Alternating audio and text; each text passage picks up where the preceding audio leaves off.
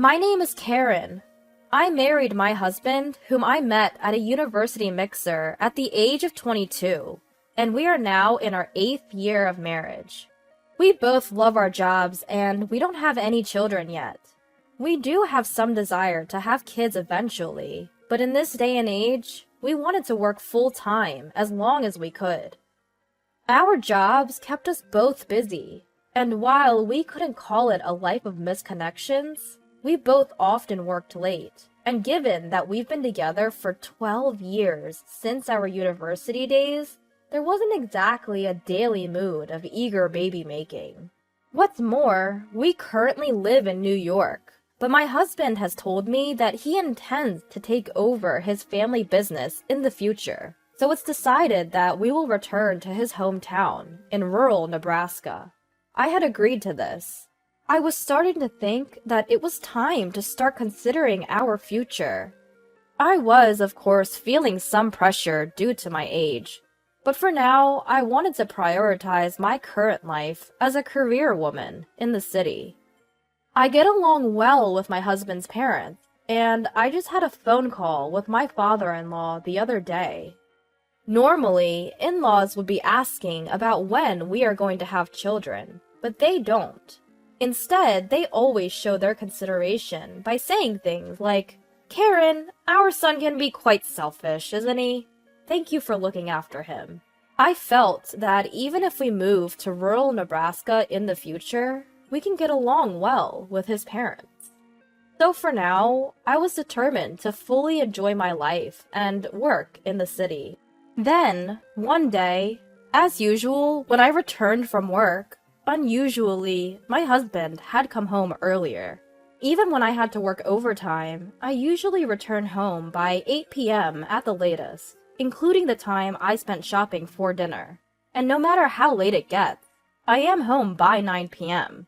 But my husband sometimes comes home past midnight, so I couldn't help but blurt out, "Oh, that's unusual." That day, I did some shopping at the supermarket and got back home at 9 p.m. It's rare for my husband to be home at this hour, and the atmosphere was gloomy. He was sitting on the couch, silent and brooding. Had something happened? "Welcome home." He doesn't even respond when I talk to him. "What's wrong? Are you feeling unwell?" I tried talking to my husband, who was sitting on the couch, several times, but he didn't respond, so I decided to start preparing dinner. We rarely had the opportunity to have dinner together, except on special occasions, but I always prepared a light meal that he could have whenever he came home. I was proud of myself for being such a good wife. That day's menu was loaded potato soup, steak, mac and cheese with some broccoli. I'm used to making quick meals, so I whipped it up in no time. "Dinner's ready!" Upon reflection, it has been quite a while since we sat down and had dinner together. My husband silently moved his food from the plate to his mouth. "Hey!" His silence throughout the dinner was unnerving. I was getting worried. Had something happened? Could he be cheating? Or was he fired from his job? Or maybe he's feeling unwell due to some illness. Worried, I put my fork down and asked, "What's wrong? You're awfully quiet. If something has happened, you should tell me. If there's something you want to say, then say it clearly." I confronted him in a strong tone. Then my husband, with a bitter expression on his face, reluctantly opened his mouth. "Well, I have a favor to ask." "What?" "A favor, huh?" I had thought he was going to say something bad. I was relieved. As long as it wasn't anything too terrible, I thought I'd listen to his request. "You have your parents' place in the countryside, right?" "Yes." He brought up my parents' place in the countryside out of the blue. I was surprised. Then, shocking words followed. "My father's company it has incurred some debt." "What? Your father's company?" "My father-in-law runs a large printing company. He has dozens of employees, and my husband's family home is known as a prestigious household in the countryside. Would you mind if we used your family home as collateral?" "What did you say?" suddenly asked such a thing, I didn't know how to respond. My father is a normal salaried worker. My mother works part-time.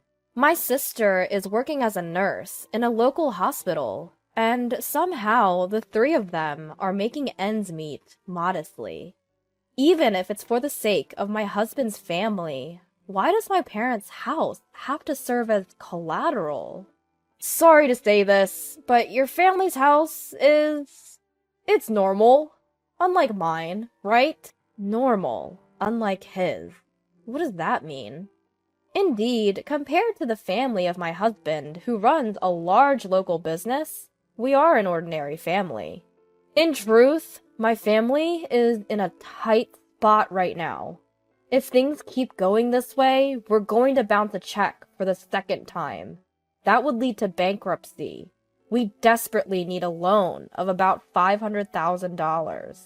No way. I was shocked by the amount, but I was more surprised by my husband's next words. We come from a special family that runs a business, but your family is just the typical one, after all. Taking a risk wouldn't matter that much, would it? Even if something were to happen, you could always rent an apartment and live there as a family. Everyone in your family is working, right? You guys can manage that, can't you? Excuse me? We come from a family of different social status. There's a huge difference between my family going bankrupt and yours going bankrupt. I'm sorry, but can you hear me out just this once? Do you even realize what you're saying? Ignoring me, my husband continued. I hate to say this, but I could have married a woman of higher status than you. Someone like a wealthy daughter. Why would you say that? Despite that, I married an ordinary woman, like you. You must have been thrilled, right? It's like marrying into money. Be grateful for your luck of marrying a man like me, and listen to me in times like these.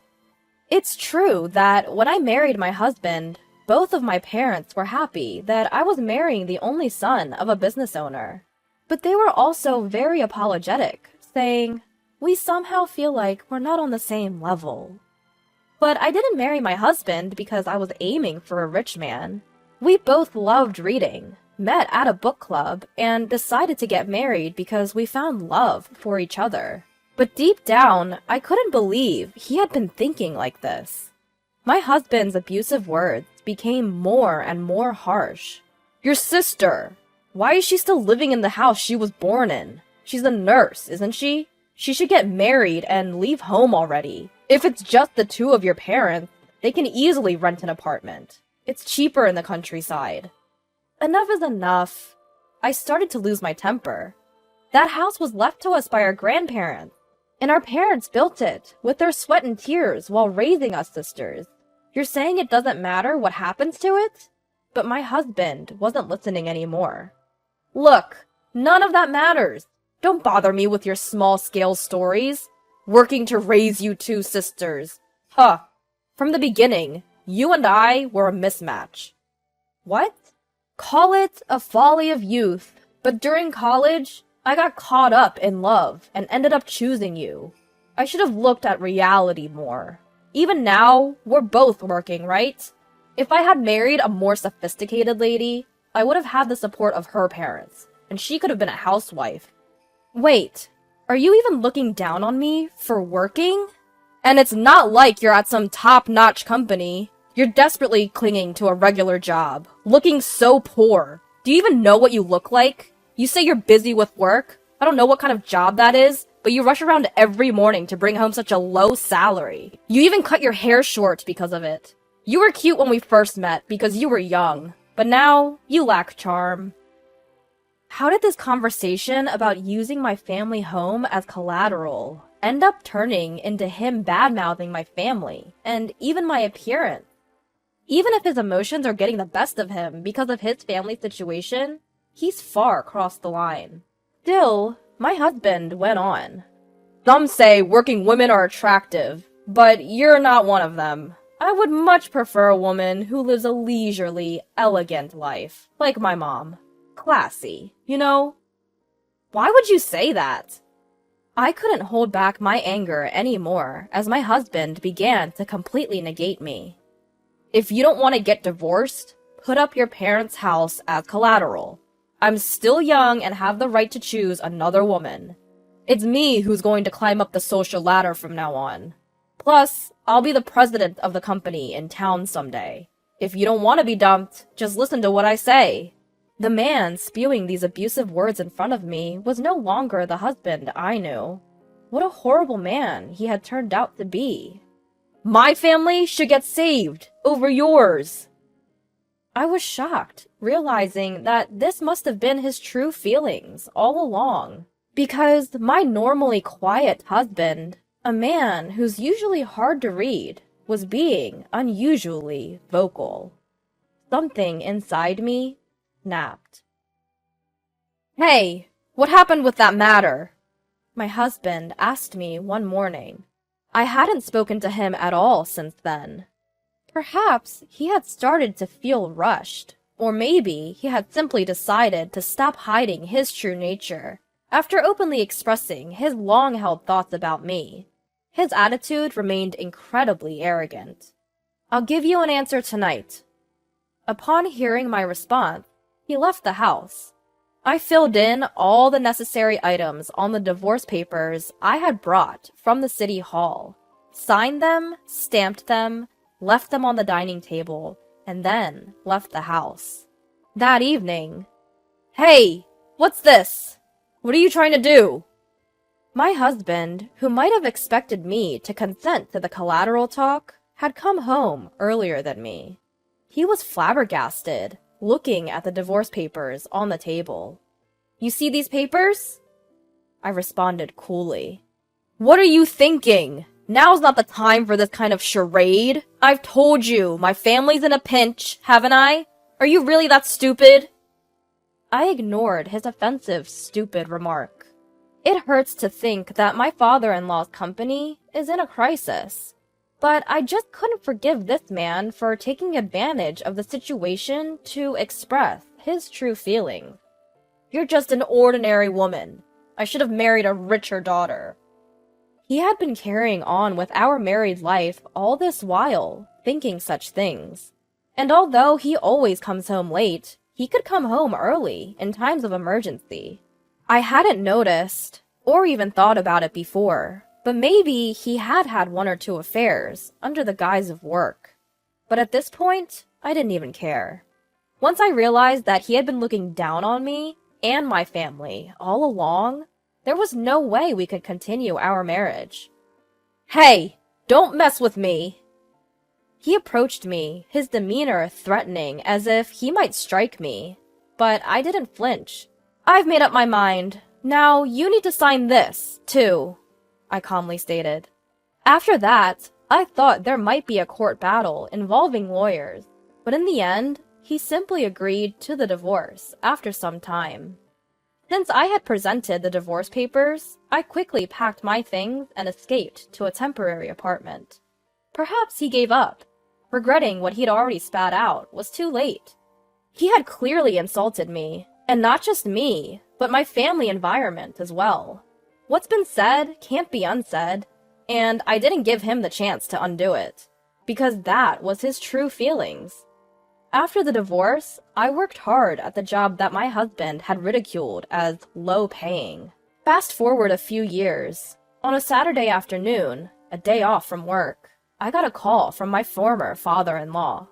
The divorce was so sudden, we didn't have the opportunity to discuss anything with my ex-husband's family, because until that incident, I had been nothing but a good daughter-in-law. "Ah, Karen! Long time no see." "Long time no see, father-in-law." I was relieved by the cheerfulness in my father-in-law's voice. I tried to start the conversation, but my father-in-law interrupted me. "I'm sorry about that time. I've heard a lot from my son." Yes, my father-in-law seemed to have completely forgiven my impoliteness. "I think you know the situation, but since then, our company has recovered, and my son has returned to our hometown to help with the business." "Is that so? At least, that was good." Even though they were the family of my divorced husband, I didn't wish misfortune on his parents because they were not the one to be blamed. My former father-in-law continued. Well, basically, my son came crawling back to us after you divorced him because that hurt his ego so much. And, well, you might not be interested, but I wanted to talk about our son. Yes? I had no choice but to listen, since I couldn't just hang up the phone.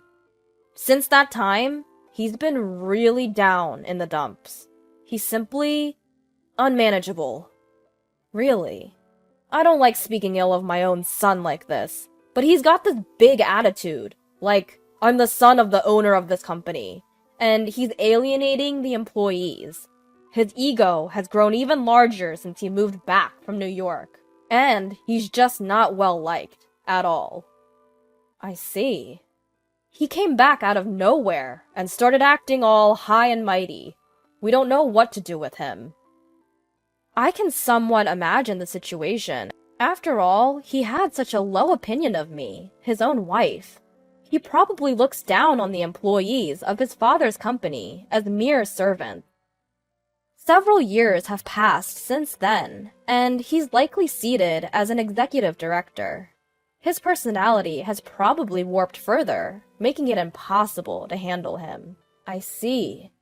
We caused a lot of trouble for you. Anyway, Karen, this might be odd for me to say, but I hope you find true happiness. I know my son has been a real handful. That's not true at all. I hope you stay well, too. After hanging up the phone, I was relieved to know that his company was doing fine, and I couldn't help but envision what my ex-husband might be like now. But my imagination only lasted for a minute or two. Right after, I received a text from my current boyfriend. I've chosen the restaurant for tonight. Here. There was a link to an upscale sushi restaurant in the iMessage. Got it! See you at 6 p.m. I replied, and started thinking of what to wear for our date tonight. Since then, I've worked hard and been promoted, and quite unusually for my company, I've made it to the executive's position, a rare achievement for women. My salary has increased considerably from before, and I'm comfortably living on my own. I've been able to save money successfully, and I was even able to gift a new car to my parents back home. My younger sister found a good man, got married, and is living happily in our hometown. And currently, I'm dating a man I met through work with the intention of getting married. He's a kind-hearted and wonderful man who, like me, comes from a normal upbringing.